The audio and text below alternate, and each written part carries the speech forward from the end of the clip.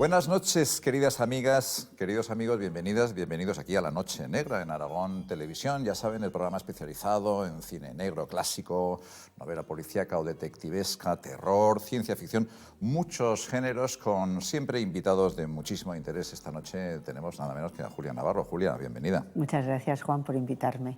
Ya sabes que una de nuestras costumbres es la primera obligación, además, que ponemos a nuestro invitado es que nos recomiende una película. Bueno, pues una película que concuerda totalmente con el Aragón negro es La Dalia Negra, esa película de Brian De Palma del 2006, que es realmente género negro, negro, negro. Negrísimo también el autor que la concibió en papel, James Ellroy, con un sufrimiento personal, la historia en parte también de su madre, de su familia, de sus rincones oscuros. Es una película extraordinaria y una recomendación que no se pueden perder de Julia Navarro. Vemos la película La Dalia Negra y enseguida estamos con ustedes.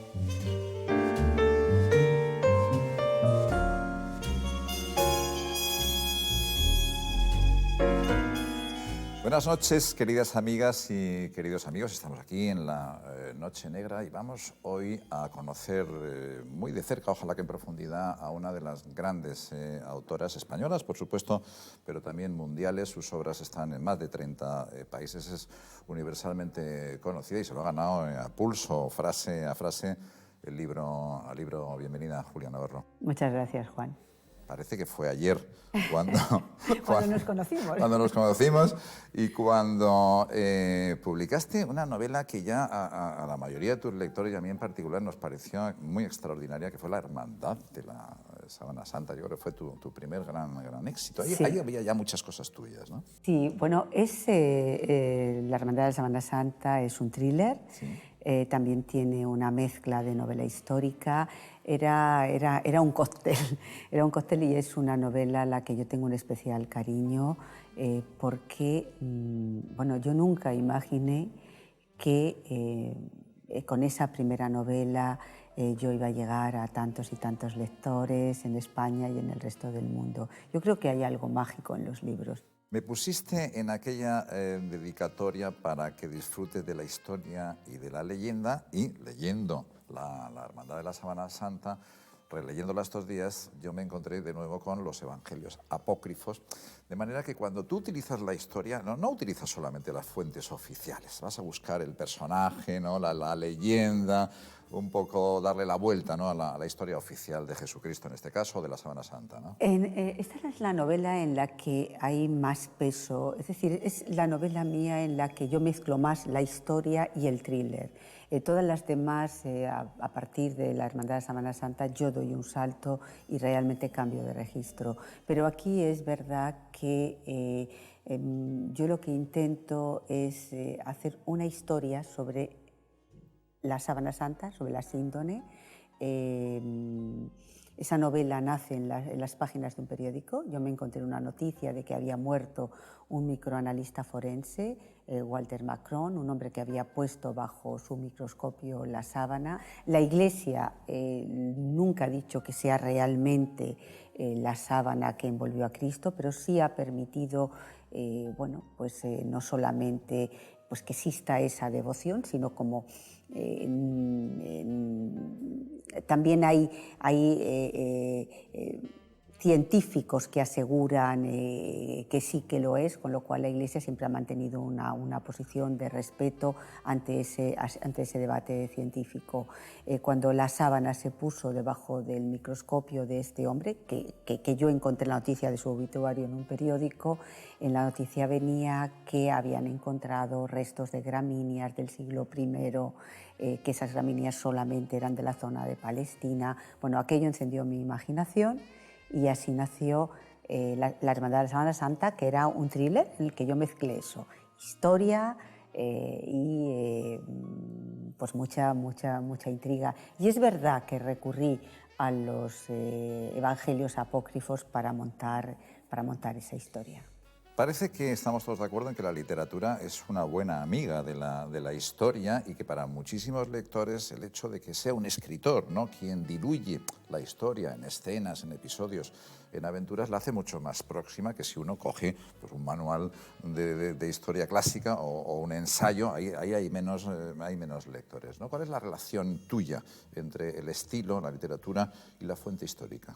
Vamos a ver, yo siempre les digo a mis lectores, cuando me preguntan, ¿usted escribe novela histórica? Yo digo, no, yo no escribo novela histórica, pero sí me preocupa mucho que el escenario sobre el que coloco mis personajes sea un escenario que esté bien construido.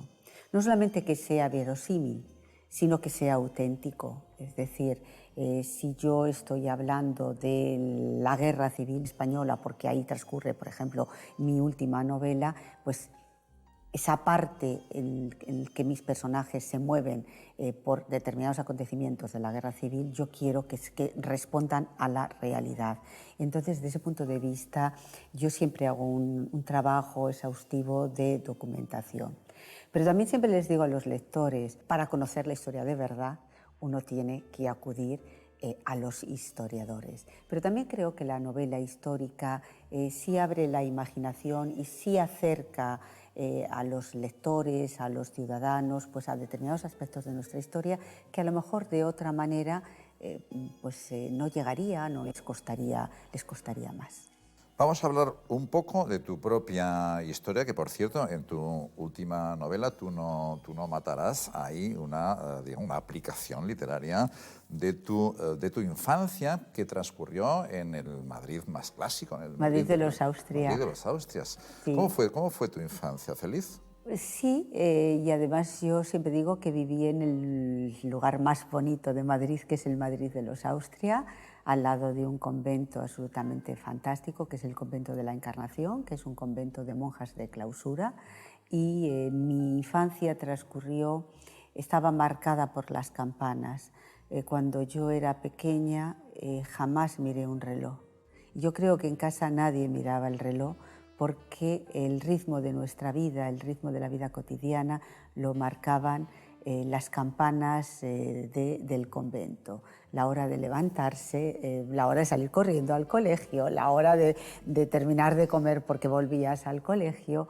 Y bueno, yo sí recuerdo con enorme cariño pues la época de mi infancia, una casa donde vivíamos muchos, casa de mis abuelos, donde siempre había gente entrando y saliendo. Y donde habría libros, me imagino. Y donde había muchos libros. Y tus libros. primeras lecturas. Y donde había muchos libros. Yo creo que a mí fue mi abuela la que me convirtió en lectora, porque yo recuerdo que mi abuela me hacía leer en voz alta. Para que yo aprendiera a leer, me ponía a leer en voz alta. Entonces me decía, léeme este libro.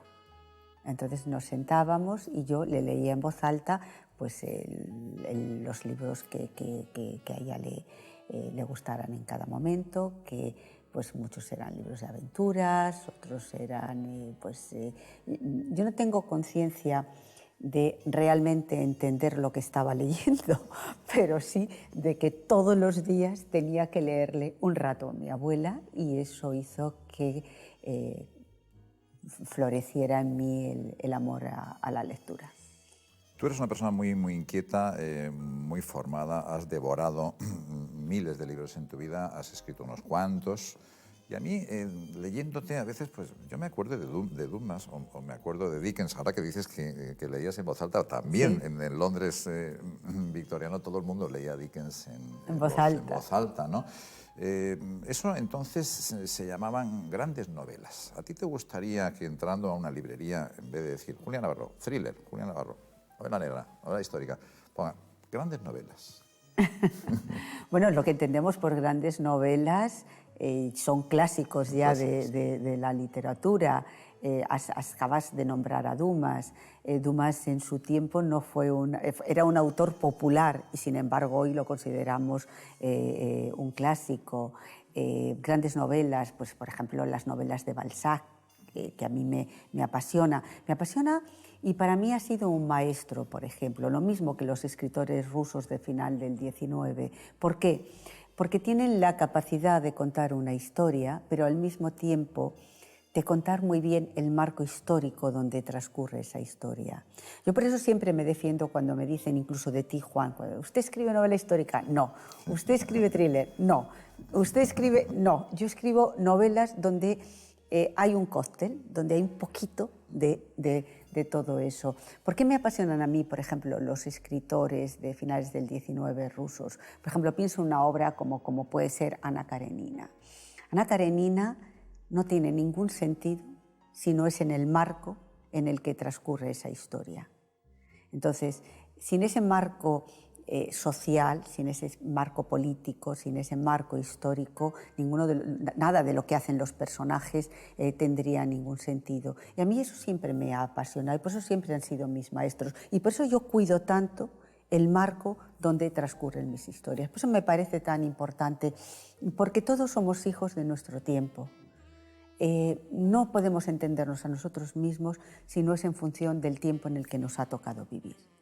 Todos estos grandes autores que has nombrado, Tolstoy, Dickens, Balzac, pretendían, aspiraban a trasladar la vida a los libros, a la literatura. Yo creo que en algunos casos lo consiguieron. Y yo leyendo en tu última novela, Tú no matarás, yo creo que esa intención también te animaba, porque esos personajes están muy vivos y están enteros. Tú nos ofreces el personaje completo, no lo vas troceando dependiendo de tu simpatía o de la acción, sino que nos lo ofreces entero con todos sus defectos, de manera que si es un perdedor, que aquí hay unos cuantos perdedores, pues es un perdedor. ¿Qué le vamos a hacer, no? No siempre van a ser héroes. ¿Quieres trasladar la realidad a tus libros o es otro recurso? No, quiero trasladar la realidad a mis libros. ¿Qué es lo que a mí me interesa? Y sobre todo eso está mucho más patente en mis últimas novelas. A mí me interesa indagar sobre la condición humana, sobre todo lo bueno y todo lo malo que anida en los seres humanos. Y en ese viaje de indagación me interesa o procuro que los personajes que yo imagino puedan ser personajes reales. No me gustan los héroes. Muchas veces algunos lectores se quejan, oiga, sus novelas, ¿por qué no terminan bien? ¿Por qué no la ha terminado usted de esta manera que habría sido pues más amable y habría sido pues un canto a la esperanza? Siempre le digo lo mismo, porque no sería realista. Porque eso no sucede en la vida real.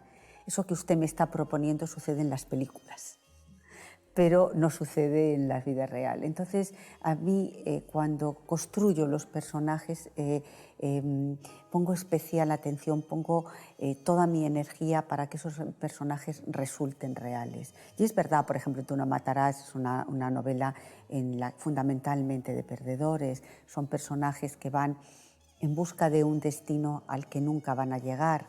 Por eso yo esta novela la comienzo con el poema de Kavafis, el Ítaca de Kavafis, ¿no? Que Kavafis, ¿qué es lo que nos llega a decir en ese poema? ¿Qué es lo que nos quiere decir?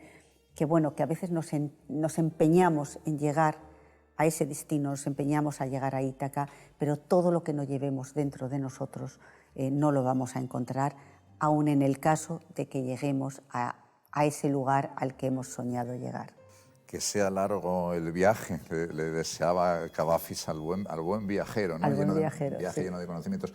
Pero cuando realmente yo creo que tocaste el fondo de la naturaleza humana, Julia, fue en Historia de un canalla. Para mí es una novela, esa sí que es una novela de género negro, negrísimo, porque realmente vamos al fondo de la maldad.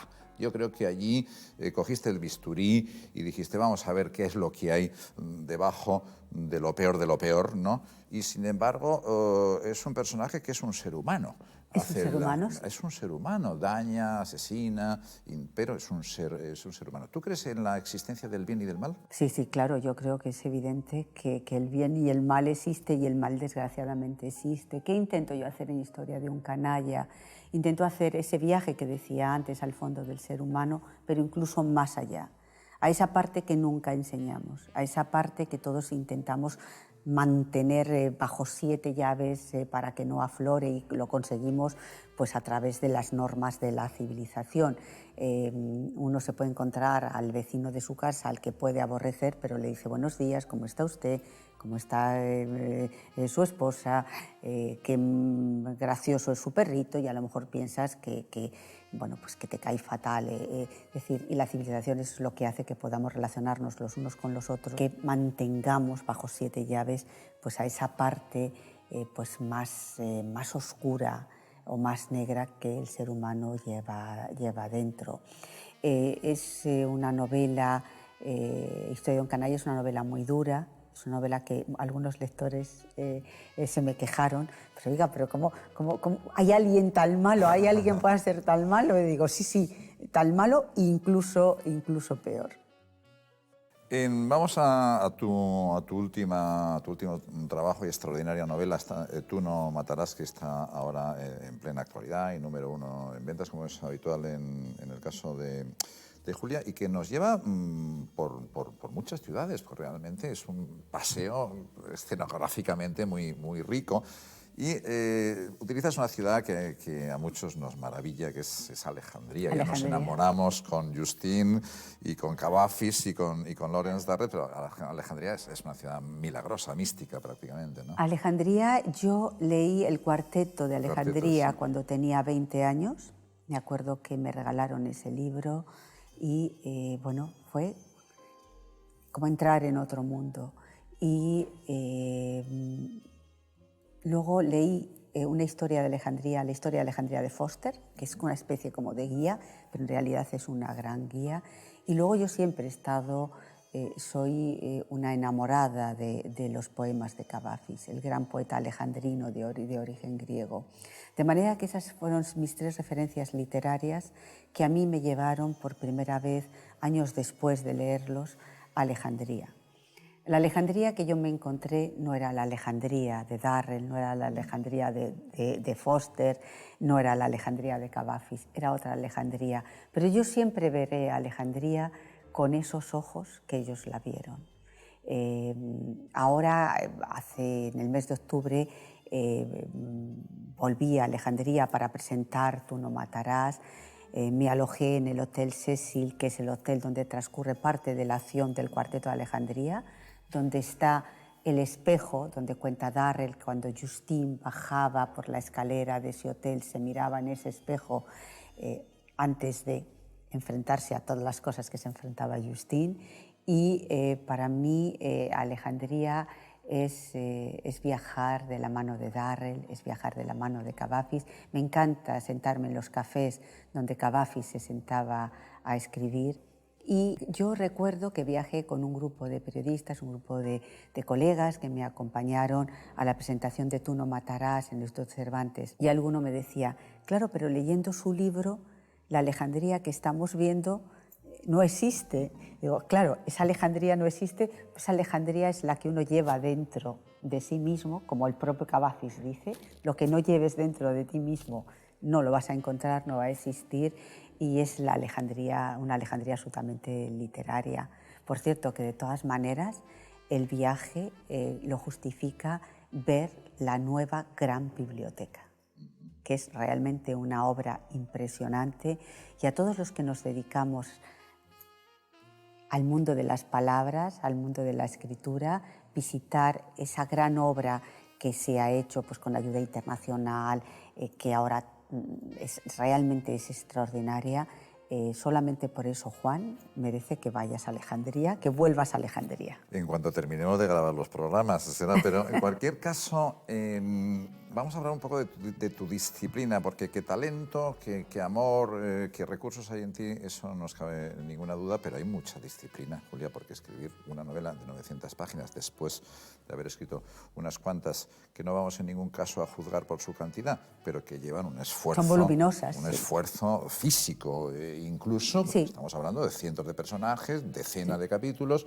¿Tienes una disciplina muy férrea o escribes a borbotones? No, yo creo que tú eres escritor, sabes perfectamente que hay un momento en el que o te impones una disciplina o es imposible sacar una obra adelante. Escribir es un trabajo y tú lo sabes mejor que nadie. Escribir es un trabajo y el trabajo exige, todos los trabajos, un cierto orden, una cierta estructura, una cierta disciplina.